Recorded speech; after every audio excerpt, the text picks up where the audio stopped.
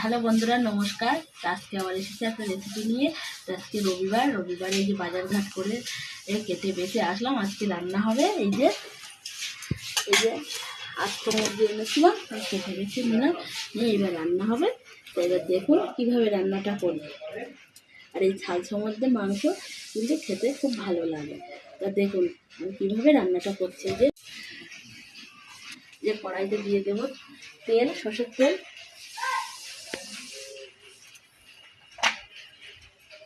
আলুগুলো আগে প্রথমে ভেজে নেবো।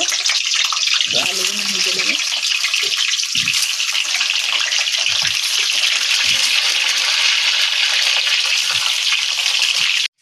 এই যে মশলা কিন্তু আমি বেটে নিয়েছি, হাতে বাটা মশলা, কিন্তু টেস্টই আলাদা হয়।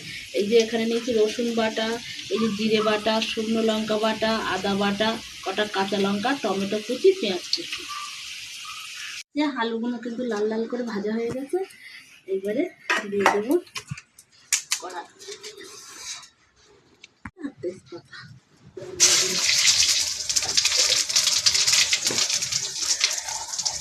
দিয়ে দেবো এবার পেঁয়াজ,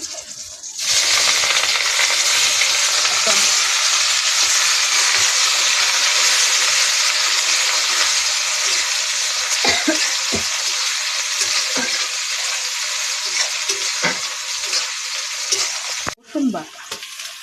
পেঁয়াজ ভালো ভালো করে ভাজা হয়ে গেলে রসুনটা ভালো করে ভেজে নেব।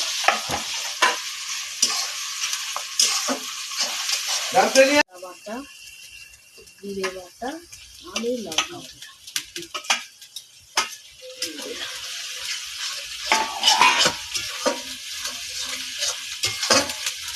হলুদ হলুদ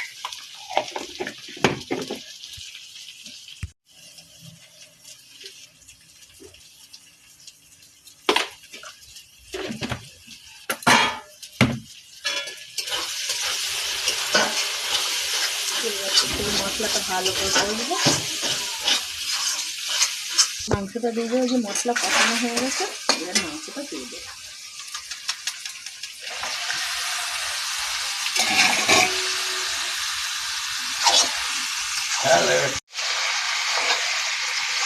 মাংস দেখাবে তারপরে খেতে ভালো লাগে, কষানোটাই নেই।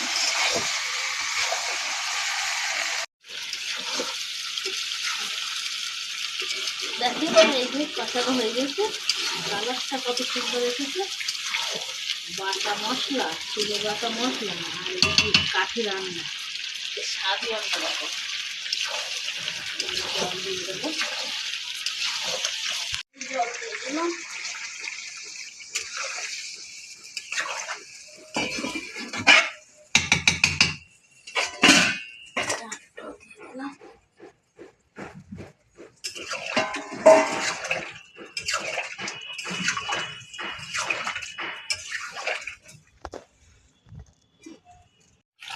এই যে দেখুন এই যে হয়ে গেছে, এবার নামিয়ে নেব। হয়ে গেছে